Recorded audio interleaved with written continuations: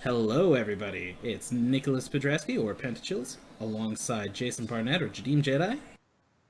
I'm ready for this. Y'all ready for this? We're here to talk about Diamond Sapphire Ascension, a control deck that we expect to see plenty of today, and has a pretty unique win condition. Why don't you tell us what this deck is about, Jason? Yeah, this is a pretty classic board control deck.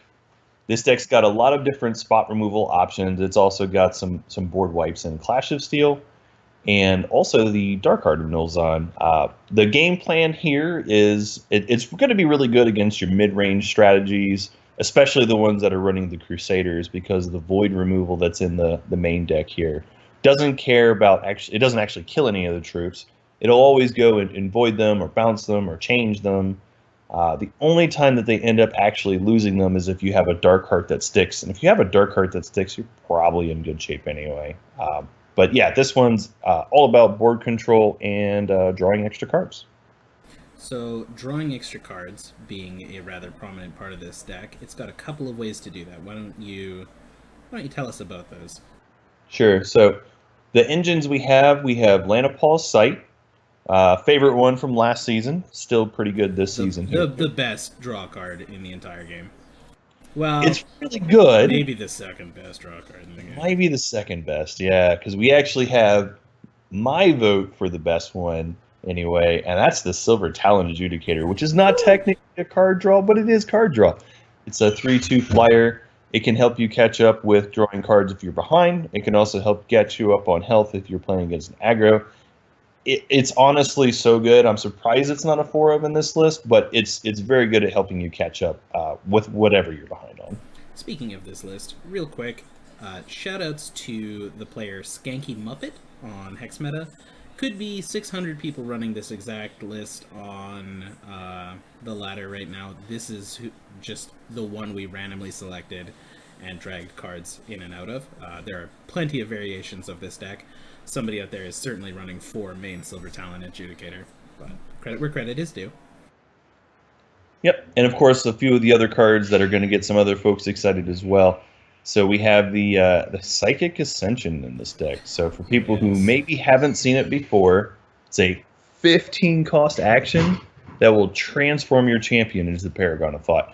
It is oftentimes going to win you the game when you play it, and of course the cost gets reduced every time you play an action. So you know exactly what kind of deck you want to put it into. Action heavy control style of deck.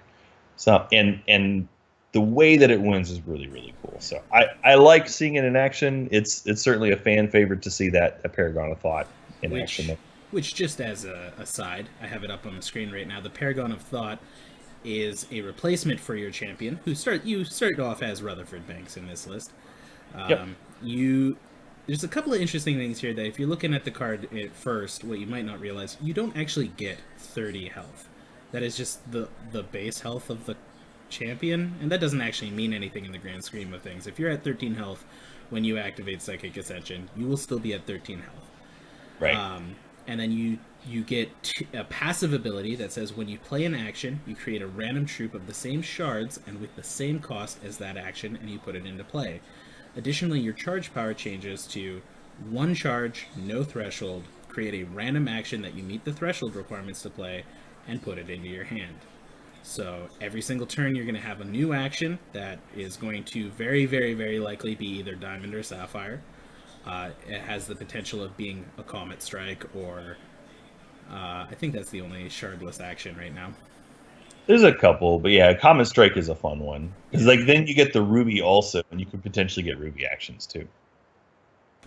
So it's got its plan going for it. You start off kind of slow, and then you stop your opponent from having fun in any meaningful way that you can. Martyr their troop, Clash of Steel down their board, bring them to justice, and then you've got a couple of subtly aggressive threats: the Silver Talon and the Dark Heart. There's a Cosmic Shaman in here as well, which we can see has the Minor Diamond of Protection and the Major Diamond of Hope. This is just an early 4 drop that allows you to stall out the board. Yep. So, what are some of the strengths of this list? So Dark Heart of Nulzon is in a really good spot against a lot of decks. So aside from the fact that it's oftentimes a one-sided board sweep that continues taking away threats from your opponent's side of the board, it's tough for them to continue putting out multiple threats if this sticks around. It's really good by itself anyway, but this deck in particular takes advantage of it from the fact that, hey, there's a downside to Martyr. You'll give them a monument, but Darkheart can take it away because it says card, doesn't say troop.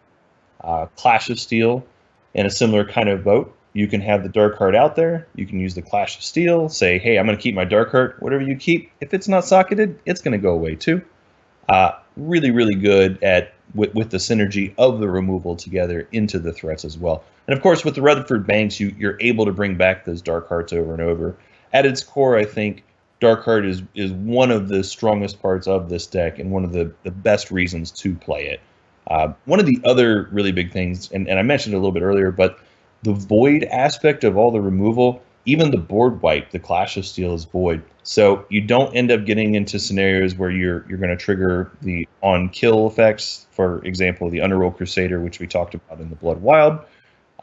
You'll void the troops instead of killing them, so your opponents don't get those kind of triggers, and they can't bring them back from the crypt either. Excellent. So aggressive decks are going to have a heyday with this. Yes. The aggressive deck lines up fairly well against the Diamond Sapphire deck if the cards don't fall, I would say, relatively in line for the Diamond Sapphire player. I mean, there's going to be the time where you have all 4 Martyrs and you slow down and get to your game plan. But that's why when we look over at the reserves, we can see 4 Soothing Breeze, which is a card nobody ever really expected to see in the constructed days back in early alpha and beta, but here it is. Gain 7 health. Just extend Rutherford Banks' already fairly healthy health pool at 23 into a new realm. There's the 4th Silver Talon Adjudicator, more health gain. Really, that is the main deck answer to this kind of thing, to the aggressive situation. A couple more Cosmic Shaman that could come in. The gems are already being split pretty evenly between the Darkheart and the Cosmic Shaman in the main board, so I have to wonder what the reserves plan for this Cosmic Shaman and the other Darkhearts are. But there they are. What good matchups do you have with this list? I think when you're playing this, you're really hoping to play against the Crusader decks, whether it's Blood Wild or Diamond Sapphire.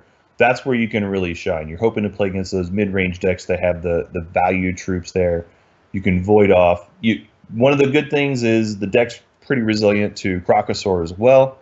You have, with the extra defense on the Darkheart of Nilzan and the Cosmic Shaman, you don't really have to worry about walking into it. And if they kill off your Silver Talon Adjudicator, you don't really care. You've already gotten your value out of it, most likely anyway. So against the wild mid-range or diamond mid-range decks even, it's something that you're really a good favorite on, especially with like Mass Polymorph Dangler and Psychic Ascension. It's really favorable matchup there. Excellent. Probably my least favorite thing about the list in general, aside from playing against it, which is always a frustrating ordeal, is that your Psychic Ascension isn't very well protected. Without many verdict or counters, main, or even in the reserves, you end up in a lot of situations where you try to play your Psychic Ascension, it doesn't resolve, and your last 10 minutes, 20 minutes of gameplay are now kind of null and void, because it's very difficult to just win with a Silver Talon Adjudicator and a Darkheart of Nilzan. But when the game plan does line up and you get to transform yourself into that Paragon of Thought, everything becomes just a happy, fun wonderland where you're creating free troops and actions, and hilarity ensues. Yeah, and it's also the more fun way to win, right? I would argue that is the true case, yeah. Just kind of a fun, grindy victory out there. Some of the other cute things we see in the reserves are some repels for the aggro, and of course a Charged Colossus, which I'm guessing is just there to play well with Rutherford Banks' ability. Just kind of it is, bounce in and out. Yeah, Charged Colossus is pretty good against the blood decks as well. It gives you another threat that you can diversify against Hero Fall, and it's just resilient to all the spot removal and board wipes they have. Excellent. Well, thank you to Skanky Muppet for giving us the list, and to any number of other players who may be running it. Probably my favorite part about this list is you get to run some Silver Talon Adjudicators, which is the finest card in the entire game. This has been Nicholas Podrasky and Jason Barnett, and we'll see you in the next deck.